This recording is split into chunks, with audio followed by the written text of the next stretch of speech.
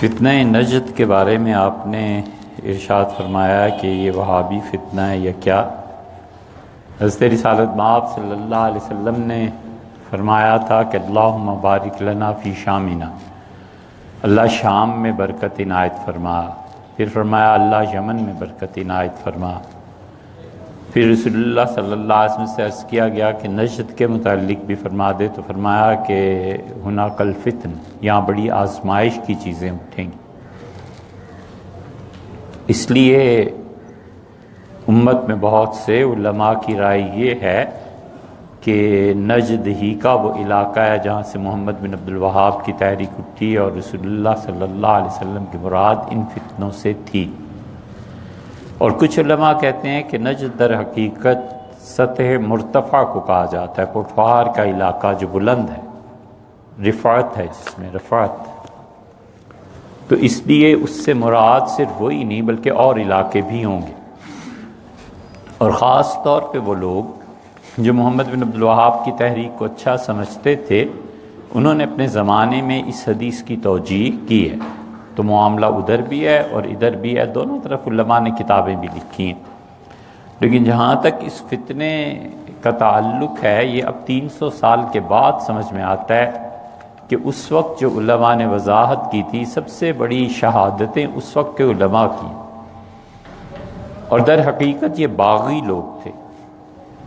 خلافت عثمانیہ کو توڑنے کے جو اسباب تھے اور خلافت عثمانیہ کی جڑیں جنہوں نے کاٹی تھیں، ان میں سے ایک تھے۔ یہ تاریخی حقیقت ہے، اس کا کیا انکار کیا جا سکتا ہے؟ اب ایسی ہے جیسے کوئی کہے کہ امریکہ نے افغانستان پہ حملہ نہیں کیا، یا کوئی کہے کہ پاکستان ہندوستان الگ نہیں ہوئے۔ یہ اتنے بڑے تاریخی حقائق میں سے ہے کہ ان لوگوں نے یہ کیا تھا، پھر بار بار سلطنت عثمانیہ اس فتنے پہ قابو پاتی رہی۔ مصر سے سعید پاشا تھے، یہ پاشا جو تھے جرنیل ان کے، عثمانی سلطنت کے بار بار وہ بھی کوششیں کرتے رہے۔ پھر ان لوگوں نے حرمین شریفین سے عثمانیوں کو نکالا، مدینہ منورہ کا بڑے طویل عرصے تک، بہت طویل عرصے تک محاصرہ رہا، کئی سال تک، کیونکہ عثمانی مدینہ منورہ میں خون نہیں چاہتے تھے۔ ہمیں اس سے ہمیں کیا، ایک تحریک تھی، ایک آدمی نے اٹھائی، اپنے نظریات پھیلائے، لیکن سب سے بڑا جرم ان کا خلافت عثمانیہ کو کمزور کرنا ہے، خلافت عثمانیہ کو توڑنا ہے، اس سے بڑا جرم نہیں۔ یہی یہودی چاہتے تھے۔ اسی لیے آخری خلیفہ جو تھے ترکی کے، انہوں نے لکھا اپنے شیخ کو شام میں کہ حضرت، یہودیوں کے اور امت مسلمہ کے درمیان میں آخری دیوار اب رہ گیا ہوں، اور لوگ مجھے توڑنے کی کوشش میں لگے ہوئے ہیں، دعا کیجئے کہ میں نہ کہیں ٹوٹ جاؤں۔ اور وہی ہوا۔ خلافت عثمانیہ تو ویسے بھی ختم ہونا ہی تھا، کیونکہ ان کی پالیسیز بھی آخر پہ آ کے بہت کمزور پڑ گئی تھیں، لیکن اس فتنے نے بہت بڑا دھچکا دیا۔ چنانچہ عبدالعزیز کے بیٹے، یہ لوگ بنیادی طور پہ قتل کرنے والے، مسلمانوں کو کافر قرار دینے والے اور لوٹ مار کرنے والے لوگ تھے۔ اسی لیے انہوں نے سیدنا حسین ابن علی رضی اللہ عنہ کے مزار پر جا کے آگ لگا دی۔ سیدنا علی رضی اللہ عنہ کے یہاں مزار میں تھا جو کچھ کے لوٹ لیا۔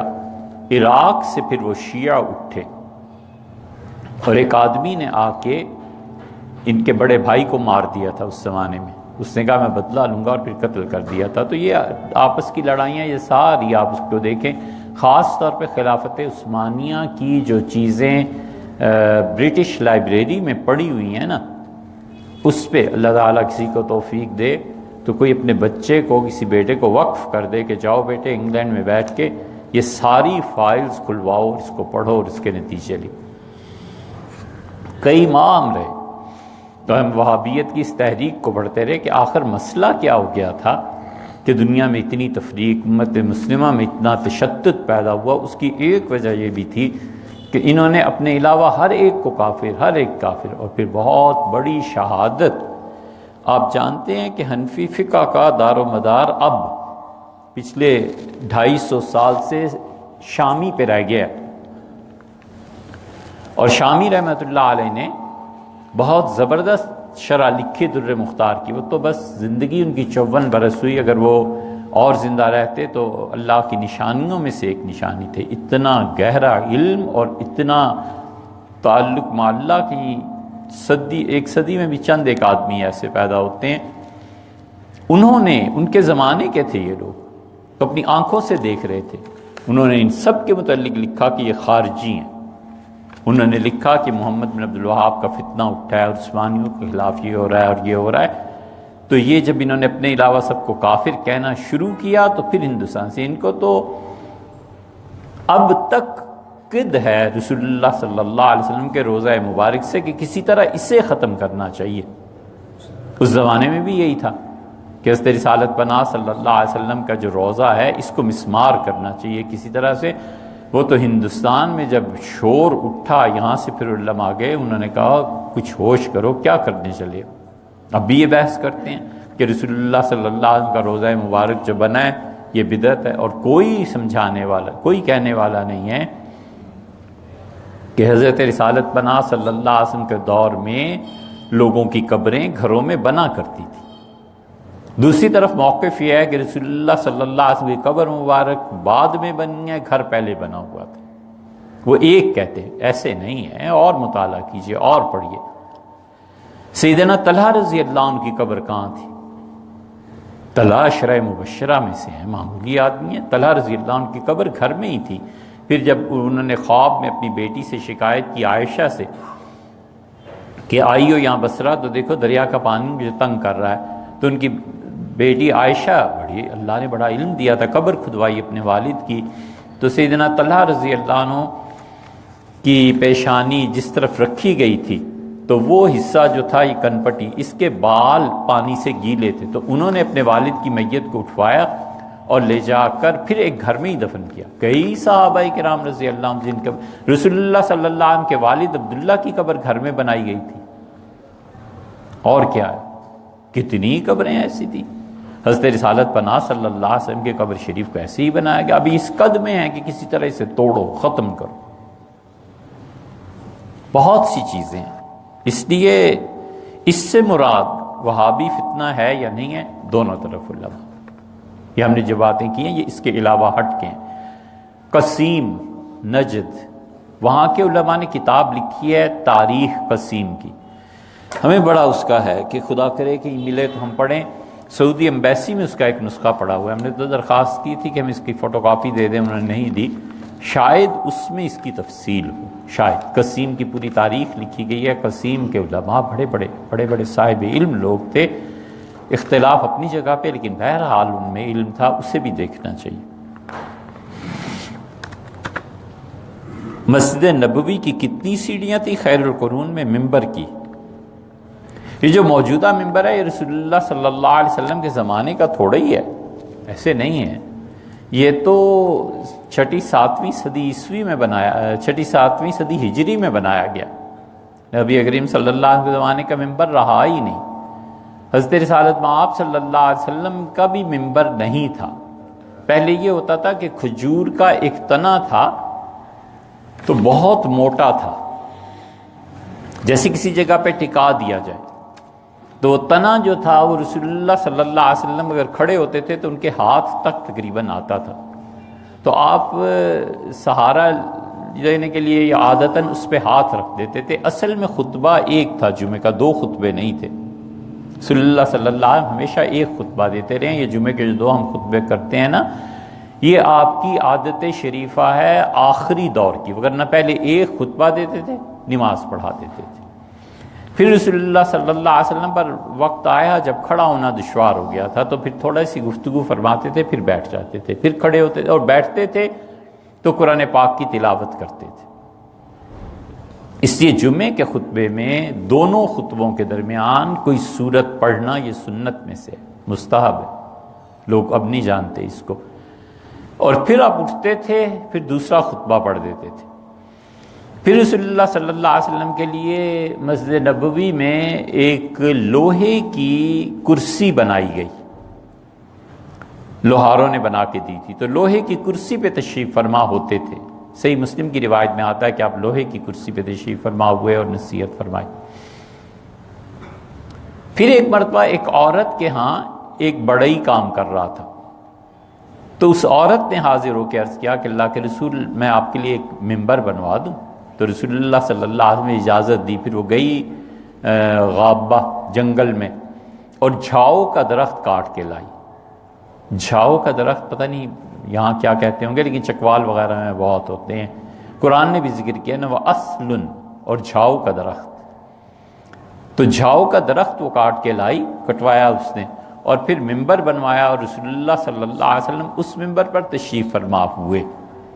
پہلی مرتبہ وہ ممبر رکھا گیا تو رسول اللہ صلی اللہ علیہ وسلم سب سے اوپر کے حصے میں بیٹھے تھے. تو جب وہ ممبر پہ تشریف فرما ہوئے تو یہ متعدد کتابوں میں حدیث آئی ہے، اور یہ صحیح حدیث ہے کہ صحابہ رضی اللہ عنہ کہتے ہیں مسجد میں ادھر ادھر دیکھنے لگے، رونے کی آواز آئی جیسے کوئی بچہ روتا ہے.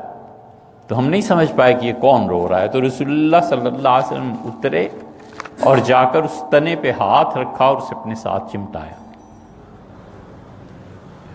بہت بڑے ایک تابعی تھے، وہ کہتے تھے کہ رسول اللہ صلی اللہ علیہ وسلم سے جدائی وہ لکڑی کا تنا نہیں برداشت کر سکا. میں حیران ہوں، میں جیتا کیسے ہوں، میں زندہ کیسے ہوں. رسول اللہ صلی اللہ علیہ وسلم تعلق کا یہی حال تھا. تو وہ تنا تھا جس نے رونا شروع کیا. تو رسول اللہ صلی اللہ علیہ وسلم ایسے ہی تشریف فرما رہے، اس کے ہاتھ رکھا، اس کو اپنے ساتھ چمٹایا. ممبر پہلی مرتبہ رکھا گیا تھا، سیڑھیاں 3 ہی تھیں. رسول اللہ صلی اللہ علیہ وسلم درمیان میں بیٹھتے تھے، سب سے اوپر بیٹھتے تھے، یہ بھی روایات میں آیا ہے. پھر رسول اللہ صلی اللہ علیہ وسلم نیچے حضرت بکر رضی اللہ عنہ بیٹھنے لگے. پھر اس کے بعد اگلا درجہ تھا سیدنا عمر رضی اللہ عنہ وہاں بیٹھا کرتے تھے. عثمان رضی اللہ عنہ سب سے نچلی جگہ پر بیٹھے، پھر انہوں نے اس کو چھوڑ دیا تھا. پھر حضرت عمر رضی اللہ عنہ کی طرح درمیان میں بیٹھنے لگے تھے. پھر ایک دن سیدنا عثمان رضی اللہ عنہ نے دیکھا، نہ مانو یہ بات، کوئی حرج نہیں بھائی، لیکن پڑھو. فتویٰ بڑی سخت چیز ہے، اللہ کے یہاں جواب دینا ہے، کوئی چھوٹی سی چیز نہیں ہے. سب سے پہلی مرتبہ سیدنا عثمان رضی اللہ عنہ نے دیکھ لیا کہ جہاں رسول اللہ صلی اللہ علیہ وسلم بیٹھتے تھے وہاں کسی نے پاؤں رکھے. تو سیدنا عثمان رضی اللہ عنہ امیر المومنین نے وہاں پر کپڑا بچھا دیا کہ خبردار جو یہاں کوئی بیٹھے یا آئے. یہ ان کا تعظیم کا تعلق تھا رسول اللہ صلی اللہ علیہ وسلم سے. نبی کریم صلی اللہ علیہ وسلم عید کی نماز پڑھانے جاتے تھے ننگے پاؤں. پھر سیدنا عمر رضی اللہ عنہ ننگے پاؤں جاتے تھے نماز پڑھانے، اور سیدنا عمر رضی اللہ عنہ سے یہ چیز سیکھی ہے امیر المومنین سیدنا علی رضی اللہ عنہ. حضرت علی رضی اللہ عنہ 5 مقامات ایسے تھے جہاں پہ ننگے پاؤں جاتے تھے اور فرماتے تھے ہر وہ چیز جو اللہ کی یاد دلائے اس کی تعظیم کرو، عزت کرو. عیدین کے لیے ننگے پاؤں جاتے تھے اور جمعہ پڑھانے بھی ننگے پاؤں جاتے تھے. اس زمانے میں ریت ہی ہوتی تھی نا، تو پاؤں خراب ہونے کی تو کوئی مسئلہ نہیں تھا. 3 مقامات یہ تھے، 2 اور بھی آئیں کہ سیدنا علی رضی اللہ مسجد نبوی کے متعلق بھی آیا ہے کہ مسجد نبوی میں بھی سیدنا علی رضی اللہ عنہ ننگے پاؤں جاتے تھے کیونکہ اللہ کی یاد آتی تھی. سیدنا علی رضی اللہ عنہ اس مقام کے آدمی تھے کہ انہوں نے اپنے خلافت کے خطبے میں ایک بات کہی.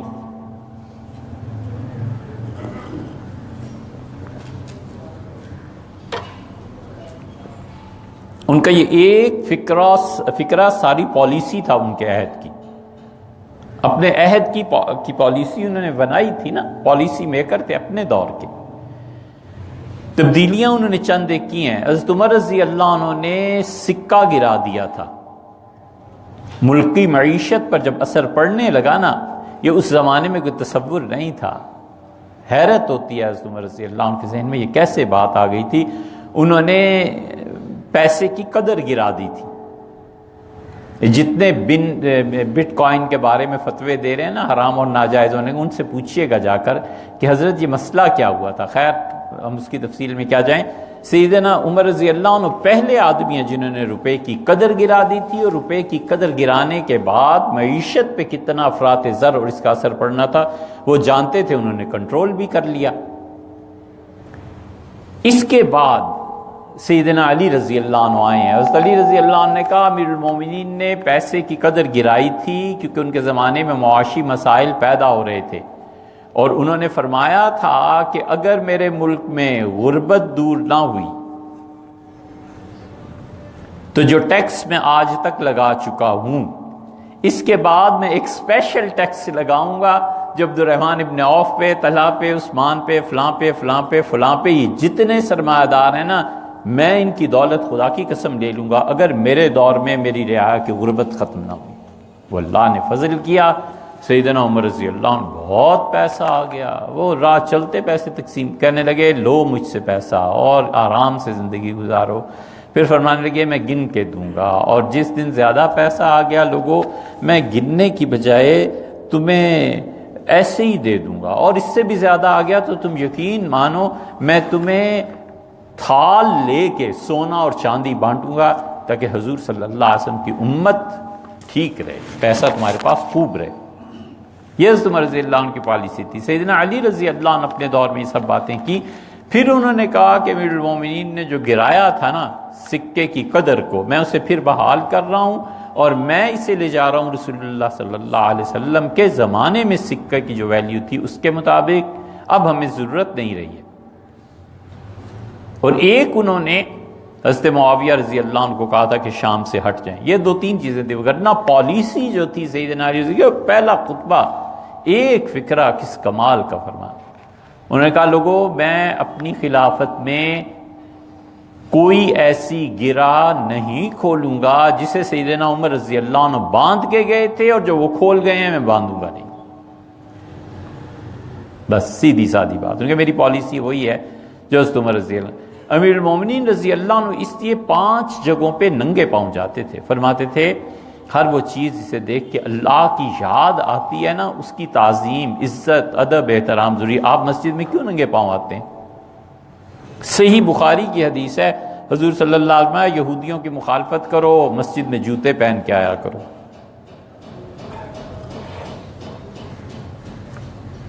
کیوں آپ عمل نہیں کرتے؟ اس لیے نہیں کرتے کہ ہمارے ہاں عرف میں مسجد میں جوتا لانا بے ادبی سمجھا جاتا ہے، اور یہ اصل ہے۔ جتنے لوگ بھی ان چیزوں کی طرف جاتے ہیں جنہیں دیکھ کر اللہ یاد آتا ہے وہ ننگے پاؤں جاتے تھے۔ ہارون الرشید جیسا بادشاہ، وہ کیا کہنے اس کی سلطنت کے، اس کی سلطنت میں ایک مرتبہ بادل گرجا تو زبیدہ نے کہا بارش آئی ہے، تو اس نے بادل کو دیکھا اور ہنسا اور کہنے لگا جدھر مرضی چلا جا، تیرے برسنے کے بعد جو فصل پیدا ہوگی نا اس کا ٹیکس میرے ہی خزانے میں آئے گا، کہیں نہیں جاتا تو۔ اتنی بڑی اس کی سلطنت تھی۔ اس نے رمضان میں کہا کہ میں اللہ کے لیے پیدل چلوں گا، اور ساری جوانی اور طاقت کے باوجود اس نے احرام باندھا حج قران کے لیے، اور پھر رمضان، شوال، ذیقعد اور ذی الحج، 10 ذی الحج کو قربانی کر کے اس نے احرام کھولا اور ننگے پاؤں گیا بغداد سے مکہ مکرمہ، حرمین شریفین، اور اللہ کی عزت اور اللہ کے احترام۔ یہ چیزیں تاریخ میں ہیں، آپ پڑھ لیں۔ ایران میں جب حکومت صفویوں کی آئی تو 900 میل شاہ عباس چلا ہے حضرت امام رضا کے مزار پہ، اگرچہ شیعہ تھے لیکن وہ چلا۔ اس نے کہا حضرت کی عزت کا تقاضا یہ ہے کہ میں ننگے پاؤں حاضر ہوں، میرے جوتے اس قابل نہیں۔ ہندوستان میں بھی تھا، اکبر کے ہاں کوئی اولاد بچتی نہیں تھی، اس نے کہا اگر میری اولاد، وہ جب بیوی اس کی جودہ بائی امید سے ہوئی تو چھوڑ آیا تھا اجمیر شریف۔ سلطان سلیم چشتی بڑے صاحب کشف آدمی تھے رحمہ اللہ، حضرت کے ہاں پہنچا دیا اور کہا حضرت میری بیوی امید سے اور کچھ مہینے باقی ہیں، چاہتا ہوں کہ آپ کے ہاں رہے اور آپ کی دعائیں اس کے شامل حال ہو۔ تو جب اسے پتہ چلا ہے کہ جہانگیر پیدا ہوا تو آیا، دلی سے اجمیر گیا اور 14 میل پہلے اتر گیا اور ننگے پاؤں بادشاہ ہونے کے باوجود حاضری دی۔ وہ بڑا مانتا تھا شیخ سلیم چشتی رحمۃ اللہ علیہ کو۔ رخصت ہونے لگا تو صرف یہ کہا کہ حضرت آنا جانا تو بہت مشکل ہوتا ہے اور کم ہوتا ہے، ڈر لگتا ہے کہ آپ کہیں آپ کو کچھ ہو گیا تو میرا کیا بنے گا۔ سلیم چشتی رحمۃ اللہ کے بڑے حالات ہیں، یہ مغلوں نے اپنی تاریخ میں لکھا ہے کہ سلیم چشتی رحمۃ اللہ اکبر سے کہا کہ جس دن تمہارا بیٹا شعر پڑھے نا یہ بچہ تو سمجھ لینا ہم بیمار ہو گئے ہیں، آ جانا۔ جہانگیر اپنی اس کے جہانگیری میں لکھتا ہے کہ والد نے میری پڑھائی روک دی، کہا میرے بچے کو پڑھانا ہی نہیں ہے، مجھے اپنے شیخ سے زیادہ عزیز ہے۔ کہتے ہیں جو دایا مجھے کھلاتی تھی اس نے ایک فارسی کا شعر مجھے سکھا دیا۔ ایک دن والد آئے اکبر بادشاہ دربار کر کے تو میں نے دامن پکڑ لیا کرتے کا قمیص کا اور میں نے کہا مجھے ایک شعر یاد ہو گیا ہے۔ فرمایا کیا؟ میں نے شعر سنایا تو سر پکڑ کے بیٹھ کے کہنے لگے اوفو میرے شیخ بیمار ہو گئے۔ حکم ہوا چلو ابھی اجمیر چلو، اجمیر گئے، پھر اسی میں حضرت کا انتقال ہو گیا۔ بیمار تھے، بڑے صاحب کشف تھے، اکبر پیدل جاتا تھا، اس لیے ہر بات پہ اعتراض سے پہلے سوچ لینا چاہیے کہ جو میں کہنے لگا ہوں نا اس کی زد کہاں جا کر پڑے گی۔ ایک صاحب نے ہم سے یہی کہا کہ ملنگ پیدل ننگے پاؤں جاتے ہیں، اس کے بارے میں کیا کہتے ہیں؟ یہ بدعت ہی ہیں، سارے بدعت۔ میں نے کہا میں تو نہیں کہتا، میں اگر کہوں بدعت ہے تو سیدنا علی رضی اللہ عنہ سے شروع ہوتا ہے، حضرت عمر رضی اللہ عنہ سے شروع ہوتا ہے، امیر المومنین بھلا بدعتی تھے، سیدنا علی رضی اللہ عنہ بدعتی تھے۔ فتویٰ دینا ہے، ذرا ہوش کرو یار، صحابہ کرام رضی اللہ عنہ اس کی زد میں آتے ہیں، کہاں آپ بیٹھیں؟ اس سے بھائی ایسی باتیں نہیں کرنی چاہیے۔ تو مسجد نبوی میں سب سے پہلے سیدنا عثمان رضی اللہ عنہ نے روکا کہ یہاں پہ حضرت رسالت مآب صلی اللہ علیہ وسلم تشریف فرما ہوتے تھے، پاؤں رکھنے کی اجازت نہیں تھی۔ پھر اس کے بعد وہ ممبر جو تھا رسول اللہ صلی اللہ علیہ وسلم کا وہ شام منگوا لیا تھا حضرت معاویہ رضی اللہ عنہ۔ عمر بن عبدالعزیز رحمۃ اللہ کے متعلق بھی روایت ہے، لیکن حضرت معاویہ رضی اللہ عنہ منگوا لیا تھا ممبر، وہاں بڑا ممبر نصب کر دیا تھا۔ یہ جو موجودہ ممبر آپ دیکھتے ہیں نا، یہاں رسول اللہ صلی اللہ علیہ وسلم کی کوئی چیز مسجد نبوی میں اب باقی نہیں ہے، سوائے اس کے اندر جائے آدمی اور نیچے اترے، وہاں پر قبر مبارک اور جو چیزیں ہیں، بس اس کے علاوہ مسجد نبوی میں اب کوئی چیز باقی نہیں ہے۔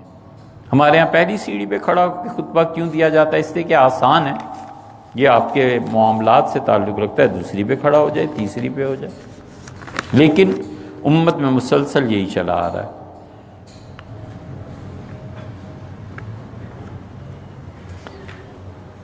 ایسے سوال آپ پوچھتے ہیں جس سے کیا کریں؟ یہی نہیں آ رہا، بس کیا کر سکتے ہیں، ہمارا کھاتا تو ٹھیک نہیں کرتے۔ حروف ابجد کا پورا علم ہے، حروف ابجد جو ہوتے ہیں نا اس کا پورا علم ہے۔ حدیث میں کیا آیا ہے؟ رسول اللہ صلی اللہ علیہ وسلم نے فرمایا کہ یہ علم دیا گیا تھا، صحیح بخاری میں آیا ہے، اور نبی کریم صلی اللہ علیہ وسلم فرمایا لائنز لکیریں کھینچتے تھے، اور حضرت یونس علیہ السلام کے متعلق آیا کہ انہیں یہ علم دیا گیا تھا، یا ادریس علیہ السلام کے متعلق آیا، نام دونوں میں سے ایک آیا صحیح بخاری میں۔ اس پہ حافظ ابن حجر رحمۃ اللہ جو کچھ لکھا ہے وہ پڑھ لیں۔ حروف کا علم تھا، نجوم کا علم تھا، اور نجوم سے متعلقہ امور کا علم تھا، لوگ اسے پڑھتے پڑھاتے تھے اور اس علم کے وہ ماہر تھے۔ مسلمانوں نے علم نجوم میں جو ترقی کی تھی وہ معمولی چیز تھی۔ علم نجوم میں مسلمانوں کے دور میں کوئی ان کا ثانی نہیں تھا۔ یہ تو پھر آئے ہیں جب ہندوستان میں، تو یہاں انہیں براہمن ملے ہیں، براہمنوں نے اپنا علم جو تھا وہ لکھا تھا اور پھر وہ منتقل ہوا ہے بغداد، اور بغداد میں اس علم پہ پھر آپ بولی سینا کی کتاب شفا نہیں پڑھی آپ نے؟ بولی سینا کو پڑھیے، اس نے اس کی تفصیلات دی ہیں۔ شفا میں ضرورت پیش آئی، خیر پڑھنا کیا تھا ہم نے ولیعذ باللہ، لیکن یہ کہ شفا جو ہے نا اس کو پڑھیں تو آپ کو پتہ چلے گا کہ ابو علی سینا کے کفر کی جو 3 بنیادیں امام غزالی نے، حضرت مجدد الفسانی نے اور سید انور شاہ صاحب کشمیری رحمہ اللہ نے لکھی ہیں، ان میں سے ایک وجہ ہم نے توڑ دی، ختم کر دی، اسے ریکارڈ کروایا باقاعدہ کہ حضرت مجدد رحمۃ اللہ علیہ خود اگر ملاحظہ فرما لیتے مان جاتے کہ اس ابو علی سینا کا کفر اس سے ثابت نہیں ہوتا اور کسی سے ہو یا نہ ہو۔ ابو علی سینا نے بحث کی، اور اگر کسی شخص نے علم نجوم نہیں پڑھا تو شاہ ولی اللہ رحمۃ اللہ علیہ کی حجت اللہ البالغہ کو نہیں سمجھ سکتا یار۔ شاہ صاحب رحمۃ اللہ علیہ نے حجت اللہ البالغہ میں صاف لکھا ہے کہ ستاروں کے جب بروج بدلتے ہیں اور ستارے جب سفر کرتے ہیں تو اس کا اثر زمین پہ حکومتوں پہ پڑتا ہے۔ علماء مخالف بھی تھے، علماء موافق بھی تھے، علماء ایسے بھی تھے جو علم نجوم میں ید طولہ رکھتے تھے، اور علماء ایسے بھی تھے جو علم نجوم پہ جو پیشن گوئیاں کرتے تھے اسے خراب بھی شمار کرتے تھے۔ وجہ اس کی یہ ہو گئی تھی کہ لوگوں نے اسے پیسے کمانے کا ذریعہ بنا لیا تھا۔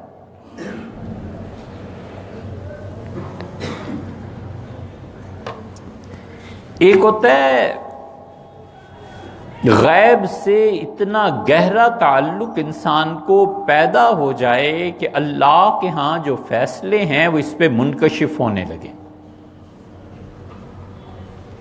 سیدھی سادی بات، خواب آنے لگے، کشف ہو جائے، الہام ہو جائے۔ یہ جو مقربین بارگاہ ہوتے ہیں نا، جن کا قرب بہت شدید ہو جاتا ہے، تو جتنا قرب میں سچائی ہوتی ہے اتنے خواب بھی سچے ہوتے ہیں۔ خود سیدنا عمر رضی اللہ عنہ امیر المومنین نے بیان کیا کہ میں نے رات بتانے لگے لوگوں کو، کہنے لگے رات میں سویا تو حضرت رسالت مآب صلی اللہ علیہ وسلم کو میں نے خواب میں دیکھا، تشریف لائے اور میں نے سلام پیش کیا، التفات نہیں فرمایا، میری طرف نہیں جھکے، نہ دیکھا، نہ کوئی بات کی۔ تو میں پریشان ہوا خواب میں کہ کیا مجھ سے ایسی بات ہو گئی ہے کہ آج نظر عنایت نہیں ہے۔ پھر میں آگے بڑھا، میں نے کہا اللہ کے رسول کیا غلطی ہو گئی ہے، آپ ناراض ہیں؟ فرمایا عمر روزہ بھی رکھتے ہو اور اپنی بیویوں کو بوسہ بھی دیتے ہو، یہ کیا کرتے ہو؟ تو فرمایا میری آنکھ کھلی ہے، صحابہ کرام رضی اللہ عنہ کے سامنے، ان کا اللہ کی قسم میں آئندہ ایسے نہیں کروں گا۔ مطلب کیا ہے کہ رسول اللہ صلی اللہ علیہ وسلم کے سامنے جب اعمال پیش کیے جاتے ہیں تو اگرچہ اجازت ہے اس بات کی، لیکن جو بڑے لوگ ہوتے ہیں ان کا مقام بھی بڑا ہوتا ہے، جو بڑے لوگ ہوتے ہیں ان کا رتبہ بھی بڑا ہوتا ہے۔ وہ جتنی پاکیزگی ہونی چاہیے اگر ایک ذرہ بھی اس سے نیچے آئے تو فوراً تنبیہ ہوتی ہے کہ اوپر چلو، کیا کرنے لگے ہو۔ ایک تو چیز ہوتی ہے یہ، ایک چیز ہوتی ہے کہ علم کا حساب کر کے پیشن گوئیاں کرنا، اور ایک چیز ہوتی ہے کہ ایک آدمی کو فراست حاصل نہیں ہے اور وہ تاثر دے کہ مجھے اتنی فراست ہے، اتنے میرے اندازے صحیح ہیں کہ جو میں آج کہہ رہا ہوں یہ دیکھنا 10 سال بعد ٹھیک ثابت ہو۔ ان میں سے ایک چیز صحیح ہے، 2 غلط۔ اللہ نے فرمایا من اظلم ممن افترى علی اللہ، اور اس سے بڑا ظالم کون ہے جو ہم پہ جھوٹ بولتا ہے۔ قال اوحی الی شیء، اور وہ دعویٰ یہ کرتا ہے کہ اس کی طرف وحی کی گئی ہے، ولم یوحى الیہ، اور اللہ فرماتے ہیں ہم نے کوئی چیز اسے نہیں بتائی۔ یہ غلام احمد قادیانی اور یہ جتنے لوگ اس قسم کے دجال تھے یہ سب اسی زمرے میں آتے ہیں کہ ایک تکا لگایا، ٹھیک ہو گیا تو واہ واہ ہو گئی، نہیں ٹھیک ہوا تو نہ صحیح، کس نے پوچھنا ہے؟ یہ وہ ظلم ہے۔ اور وہ جو صاحب کشف ہیں اور وہ جو صاحب فراست ہیں اور وہ جنہیں اللہ نے واقعی کوئی خبر کوئی چیز دکھانی ہوتی ہے یا دکھائی ہوتی ہے، بڑے ظرف کے لوگ ہوتے ہیں، ان کے لیے بچوں کے کھیل ہیں، ان کے لیے اصل کشف یہ تکوینیات ہے نا، اس کے ہاں بیٹا ہو جائے گا، اس کے ہاں یہ ہو جائے گا، اس کے ہاں یہ ہو جائے گا، ان کے ہاں اصل کشف علم کا ہوتا ہے۔ جب وہ پڑھتے ہیں تو ایک ہی حدیث کا مفہوم ایسا ظاہر ہوتا ہے جو آج تک کسی پہ پتہ ہی نہیں چلا تھا۔ جب وہ لکھتے ہیں تو ایسی جب بولتے ہیں تو ایسی شاہ ولی اللہ رحمۃ اللہ علیہ ایسے آدمی تھے، ایسی ایسی انوکھی چیزیں ان پہ آئی ہیں، ان سے پہلے کہیں نہیں آئیں۔ امام مالک رحمۃ اللہ علیہ حضرت جعفر صادق کے متعلق کہتے تھے، امام مالک رحمۃ اللہ علیہ کہتے تھے میں 27 سال، غالباً 27 لکھا ہے، فرمایا 27 سال میں امام کے پاس جاتا رہا اور میں نے دو چیزیں دیکھی۔ ایک تو ہر وقت وہ عبادت میں رہتے تھے، یا روزہ رکھا ہوتا تھا، یا نماز پڑھ رہے ہوتے تھے، یا تلاوت کر رہے ہوتے تھے۔ ان کا 27 سال حضرت کی مجلس میں جاتا رہا، جب بھی گیا نئی بات، جب بھی گیا نئی بات، جب بھی گیا ایک نئی بات انہوں نے بیان کی، اتنا علم تھا۔ اس درجے کے جب لوگ ہوتے ہیں نا، پھر علم اپنا وجود کھولتا ہے، پھر قرب الہی اپنا وجود کھولتا ہے، پھر عبادت گھیر لیتی ہے اس انسان کو۔ اور اس کے علاوہ دو وہ آپ سے پہلے عرض کر دیا، یہ ابجد جو آپ نے تحریر فرمایا یہ علم ہے، پورا عادات کا علم ہے۔ یہ جتنی بھی کتابیں تھیں پرانے زمانے میں، لوگ اپنی کتابوں کے نام اسی پہ تو رکھا کرتے تھے۔ احمد رضا خان صاحب نے شاید کوئی ایک کتاب بھی ایسی نہیں لکھی جس کا نام انہوں نے حروف ابجد کے مطابق نہ لکھا ہو۔ اسی ابجد کی بنیاد پر علم نجوم چلتا تھا ہندوستان میں، لیکن ہندوستان کا علم نجوم جو تھا، مثلاً کوئی نام آپ دیکھیں،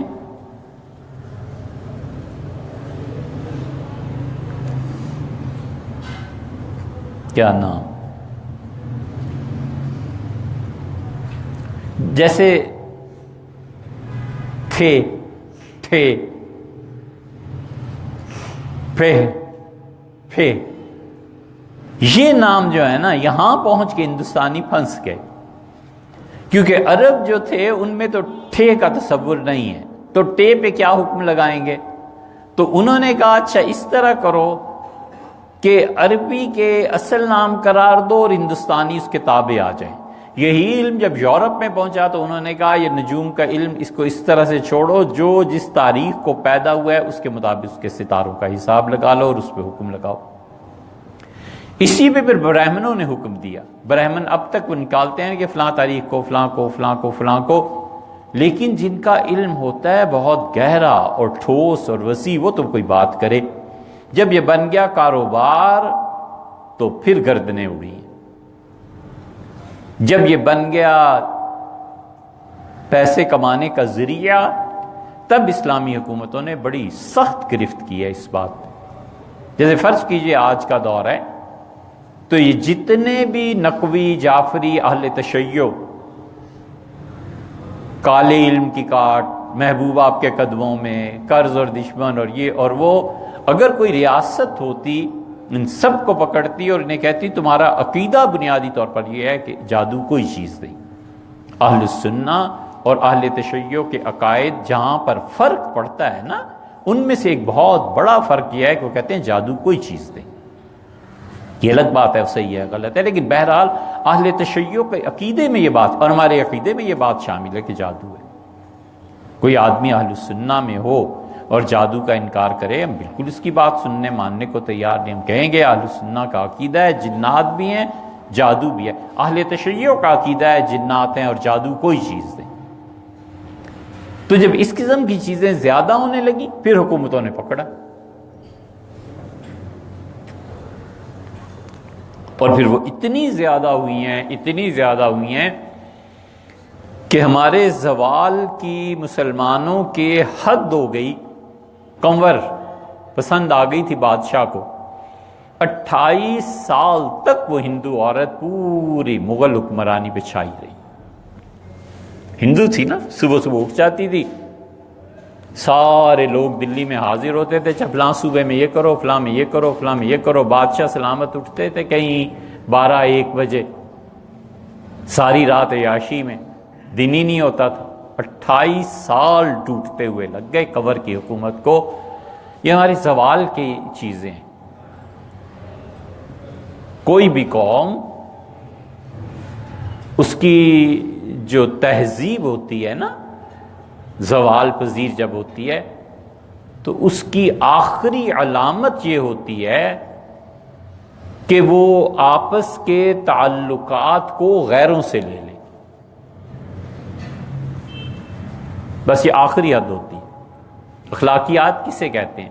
اخلاقیات نام ہے جہاں جو تعلق ہے اس کے ادب کو قائم رکھنے کا۔ ماں کے ساتھ ایک تعلق ہے نا، تو ماں کے ساتھ ایسے تو نہیں بات کر سکتا ایسے بیوی سے کرتا ہے۔ شوہر کے ساتھ بیوی کا ایک تعلق ہے نا، وہ ایسے تو نہیں بات کر سکتی جیسے اپنے والد سے کرتی۔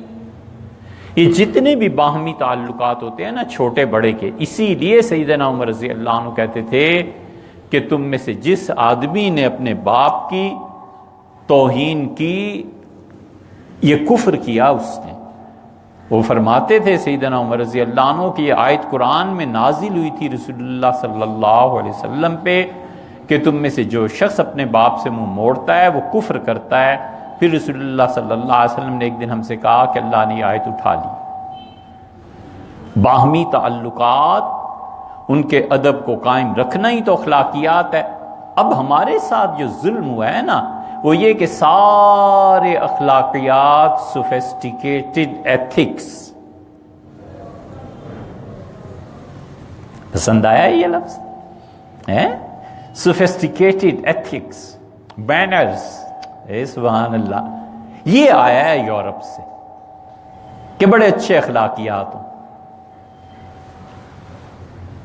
اللہ کے لیے نہ محبت ہو نہ اللہ کے لیے نفرت ہو، برداشت کرو، رواداری۔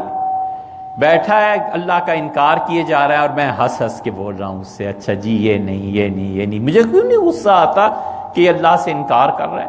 وہ بیٹھا ہے اور حضور اقدس صلی اللہ علیہ وسلم پہ اعتراضات کرتے چلا جا رہا ہے اور میں سوفیسٹیکیٹڈ قسم کے ایتھکس ظاہر کر رہا ہوں، جی ہاں جی ہاں جی ہاں۔ ایمان بھی ہے دل میں کہ نہیں؟ غیرت نہیں آتی؟ یہی ٹھیک الفاظ تمہاری محبوبہ کو کوئی کہے، تمہیں شرم نہ آئے، ڈوب نہ مرو، منہ نہ نوچ لو کہ میری محبوبہ ہے؟ کیا کہتے ہو؟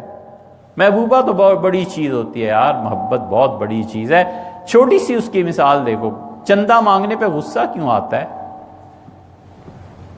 کوئی کہے کہ اسکول بنانا ہے یار پیسے نکالو، غصہ کیوں آتا ہے؟ اس لیے کہ پیسے کی محبت ہے نا، تو محبوبہ کسی کی چھیڑو اس تو غصہ آنا ہی ہے پھر۔ تو یہ جو یورپ سے چیزیں ہمارے ہاں آئی ہیں اخلاقیات کے نام پہ، اس سے زیادہ تباہی ہو نہیں سکتی، بربادی، کہ نہ ہمیں اللہ کے لیے محبت ہو نہ ہمیں اللہ کے لیے نفرت ہو۔ اللہ کے لیے محبت ہو، اللہ کے لیے محبت ہو تو دل پہ ہاتھ رکھ کے بتاؤ۔ اگر خدا کے لیے محبت ہو اور عمران خان کہہ دے، نواز شریف صاحب کہہ دیں، زرداری صاحب کہہ دیں کہ آج میں آپ کے گھر آؤں گا، تو آپ کو زیادہ خوشی ہوگی؟ یا فرض کر لو ایک لمحے کے لیے وہاں تک کہ عثمانی صاحب کہہ دیں کہ آج رات گھر آؤں گا، اس سے زیادہ خوشی ہوگی؟ اللہ کے لیے اگر محبت ہو نا ہمیں، تو ہمیں اندازہ ہو کہ یار ان جیسے بتیرے آئے اور گئے، یہ ہستی ہے جس کا اللہ کے ساتھ تعلق ہے، اس کا احترام، اس کی محبت، شکر ہے ہمارے گھر۔ اگر اللہ کے لیے ہمیں نفرت ہو، خدا کے لیے، تو ہم کبھی سوچتے ہیں کہ اللہ نے جس چیز سے منع کر دیا ہے بڑا ہے نا، کیوں میں اس بات کو کرتا ہوں؟ غیرت نہیں رہی؟ باپ کی عزت، ماں کی عزت ہو نا، منع کر دیں یہ بات بیٹے نہیں کرنی، محبت ہوتی ہے بچہ نہیں کرتا۔ ہزاروں مثالیں، غلط وراثت تقسیم ہو جاتی ہے، پلاٹ غلط تقسیم ہو جاتے ہیں، باپ زمین کسی کے نام کر دیتا ہے، بچے بیٹھتے ہیں، ماں کہتا ہے یار امی کر گئی اب میں کیا کروں، بیوی کہتی ہے یہ تمہارا حق، کہتا ہے باپ نے ابا نے کر دیا میں تو نہیں بول سکتا، میں نہیں کر سکتا۔ کیوں؟ عزت اور محبت آڑ بن جاتی ہیں، اللہ کے یہاں یہ آڑ نہیں بنتی۔ کبھی سوچا ہے یہ گناہ کرنے کو اللہ نے منع کیا ہے؟ یار نہیں، اللہ کہتا ہے مت کرو۔ اللہ اللہ ہے، ہم اللہ کے تصور میں جیتے ہیں، اللہ ہمارے لیے حقیقت نہیں ہے۔ اس لیے زوال تہذیب کا آخری دن آ جاتا ہے جب محبتیں اور نفرتیں، جذبات کی دو مراکز ہیں نا، محبت اور نفرت، ان دونوں کا محور اور مرکز اللہ کے علاوہ کوئی اور بن جائے۔ یہ سوفیسٹیکیٹڈ ایتھکس ہیں جو انہوں نے ہمیں سکھائے ہیں کہ حضور صلی اللہ علیہ وسلم پہ ہم لکھیں گے، غلط چیز لکھیں گے، کتابیں بھی لکھیں گے، لٹریچر بھی تمہارے یہاں، بے خبردار جو تم بولے تم بس پڑھو اور برداشت کرو بس۔ لیکن یہ بات ہے بھیا اس نظریاتی آدمی کی جس کا اب مقام یا عجائب گھر ہے یا گوانتانامو بھی ہے.